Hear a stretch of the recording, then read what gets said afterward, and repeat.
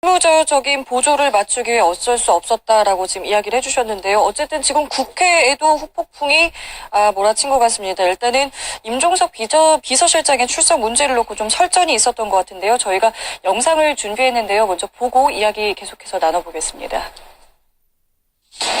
국민적 관심사가 김영철이가 오른 데 대해서 유족들의 분노가 좀 대단하고 평창올림픽에 북한 대표단으로 참석하는 것이 맞느냐 이런 데 대한 걱정이 많습니다. 그래서 굉장히 편한 질의를 했으면 안건을 처리하기 위해 소집된 운영위원회입니다.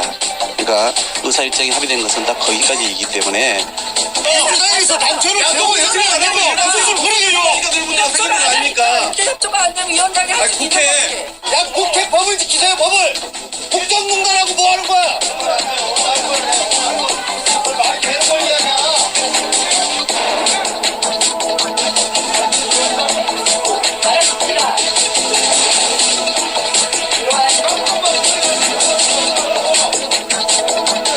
국회 운영위원장을 겁박하는 겁니까? 법학은 지금 국민들을 위원장님 하고 계시고요. 자, 때리세요.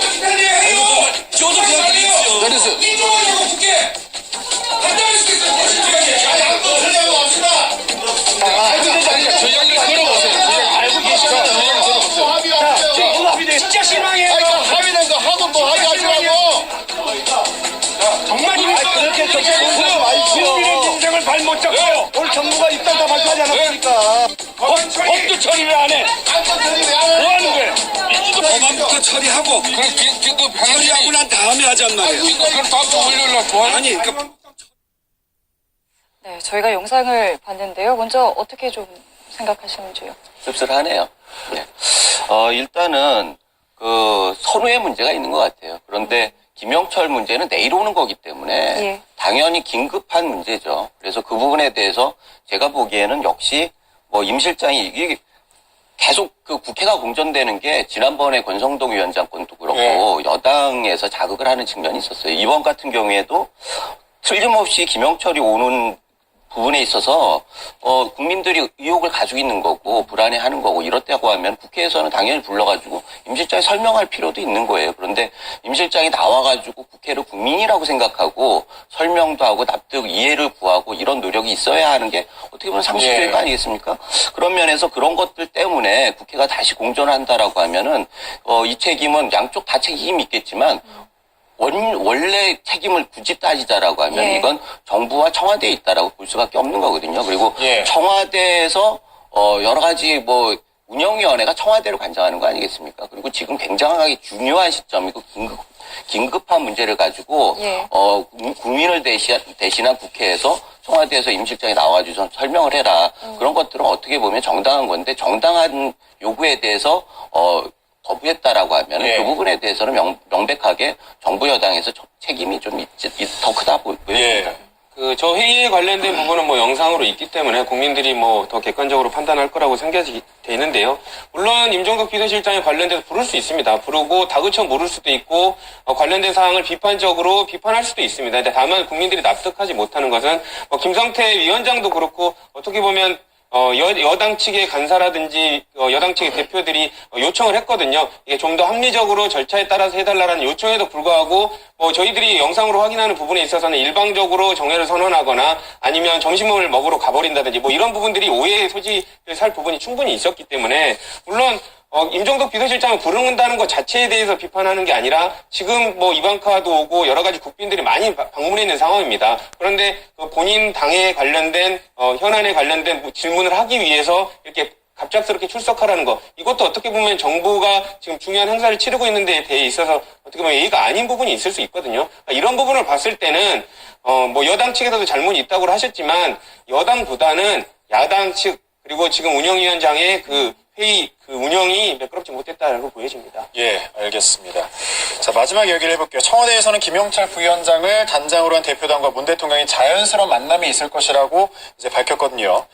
문 대통령이 이번에는 비핵화와 관련한 이야기를 좀 꺼낼까요? 벌써 꺼냈어야 하는데 사실 못 꺼냈다라는 게 문제죠. 지금 예. 국제사회가 대화의 시간을 준 거는 올림픽 기간 아니겠습니까? 그렇다고 하면 지금 거의 다 폐막식을 하고 이제 패럴림픽 좀 남았고 이런 와중에서 이제 북핵 문제를 거론할지 말지를 논의한다라고 하는 것들은 굉장히 시의적절하지 않은 생각이 들고 예.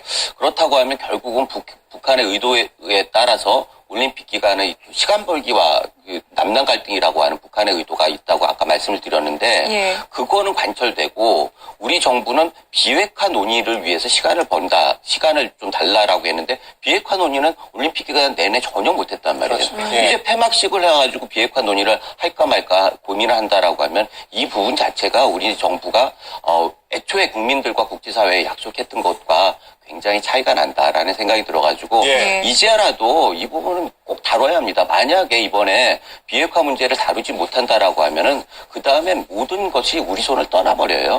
그러면 정부 그렇게 우려하던 대한민국 패싱이 가시화될 수밖에 없는 상황이 되기 때문에 네. 우린 카드가 없단 말이죠. 그 다음에는 그래서 이 부분은 꼭 언급을 해야 하는 거고 그래서 박차를 가해서 패럴림픽 기간 내에 적어도 일정 정도의 성과를 내야지 그 다음에 사실 미국 같은 경우에 어제 이게 강경 압박 예. 조치라고 하는 게 군사적 옵션을 제외한 마지막 카드란 말이에요. 예. 그렇다고 하면은 더 이상 미뤄가지고는 우리가 그 다음을 대처할 수 있는 환경이 아니다라고 하는 그런 그 절박한 상황에서 이 부분을 논의하는 것들은 어떻게 보면 피할 수 없는 그런 상황이다 이렇게 보여집니다.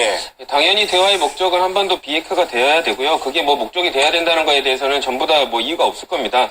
하지만 지금 뭐 북미 간의 관계도 되게 살얼음판을 걷고 있고 관련해서 북한의 속내도 정확히 알 수 없는 상황에서 바로 비핵화라는 그 목적적인 주제를 던진다면 오히려 자리에도 앉지 않고 문제가 깨져버릴 가능성이 높거든요. 그렇기 때문에 대화의 장을 여는다는 데 초점을 맞추고 천천히 접근해야 나가야 그럴 필요가 있다고 보여지고요. 피먹는 밥이 체하기 때문에 어느 정도 상황을 보아가면서 결국에는 우리의 진정성을 전달하는 그런 과정을 거쳐야 될 것 같고 이 같은 그 신중하되 어떻게 보면 한반도 비핵화에 관련된 목적은 달성하겠다. 문재인 대통령도 그런 취지로 그 여러 가지 국제 정세도 파악하고 있기 때문에 예. 그런 취지로 파악해야 될 것 같습니다. 알겠습니다. 저희 두 분 말씀 여기서 마무리 짓겠습니다. 지금까지 조대진 변호사, 김우석 미래전략개발연구소 부소장과 함께했습니다. 고맙습니다. 고맙습니다. 감사합니다. 비행장 소음 집단 소송으로 유명세를 얻었지만 주민들이 받을 배상금을 빼돌려 재판에 넘겨진 최인호 변호사가 연루된 정보 유출 수사에 제동이 걸렸습니다. 서울중앙지법은 최 변호사에게 고소사건 상대방의 정보를 건넨 혐의로 긴급 체포된 추모 검사에 대한 구속영장을 기각했습니다. 법원은 수사 경과를 고려했을 때 긴급 체포의 필요성을 인정하기 어렵고 도주나 증거인멸 가능성이 뚜렷하지 않다고 판단했습니다. 추검사는 과거 상사인 김모 지청장으로부터 연수원 동기인 최 변호사를 잘 봐달라고 전화를 받고 정보를 건넸다고 인정한 것으로 전해졌습니다. 검찰은 추검사의 신병을 확보한 뒤 김 지청장을 소환해 이를 확인할 계획이었지만 차질이 불가피해졌습니다. 역시 최 변호사가 관련됐다는 의혹이 제기된 홈캐스트 주가 조작 사건에서 브로커에게 정보를 유출하고 이를 숨기려 한 혐의를 받는 최모 검사에 대한 영장도 비슷한 이유로 기각됐습니다. 검찰은 영장 기각 사유를 분석해 재청구 여부를 검토할 방침입니다. 이와 더불어 두 사건의 중심에 있는 최 변호사의 정보 유출 청탁 혐의 등에 대한 추가 수사도 이어갑니다. 검찰은 일단 최 변호사에 대해 탈세 혐의만을 적용해 재판에 넘긴 상태로 검찰 고위급과 정치권에 수사 무마 로비를 했다는 의혹도 끊이지 않는 만큼 사건이 대형 게이트로 번질 가능성도 나옵니다. 연합뉴스TV 이소영입니다. 국방부 조사본부가 군 사이버사령부의 대선 개입 의혹을 은폐했다는 의혹을 수사하는 검찰이 김관진 전 국방부 장관의 자택을 압수수색했습니다. 서울중앙지검 국정원 수사팀은 어제 오후 김 전 장관의 주거지에 검사와 수사관을 보내 관련 자료를 확보했습니다. 검찰은 구속된 백낙종 전 조사본부장으로부터 대선 개입은 없었다는 수사 결과 발표에 김 전 장관이 개입했다는 진술을 확보한 것으로 전해졌습니다. 검찰은 조만간 김 전 장관을 소환 조사할 방침입니다. 네, 톡배우 오달수와 조재현도 성추문에 휩싸였습니다. 오달수의 경우 지난 15일 한 댓글을 통해 문제 제기가 이루어진 사례로 연출가 이윤택의 기사에 지금은 코믹 연기하는 유명한 조연 영화 배우입니다. 제게는 변태, 악마, 사이코패스일 뿐이라는 댓글이 달리면서 논란이 촉발됐습니다. 조재현은 배우 최유리 인스타그램에 조재현의 포털사이트 프로필 사진과 저격글을 올렸습니다. 현재 두 배우의 소속사는 현재 사실을 확인 중이라며 정확한 입장은 밝히지 않고 있습니다. 한 중견 연극 배우가 교수로 재직 중인 학교에서 학생들을 상습 성추행했다는 주장이 나오는 등 연극계 미투 폭로가 계속되고 있습니다.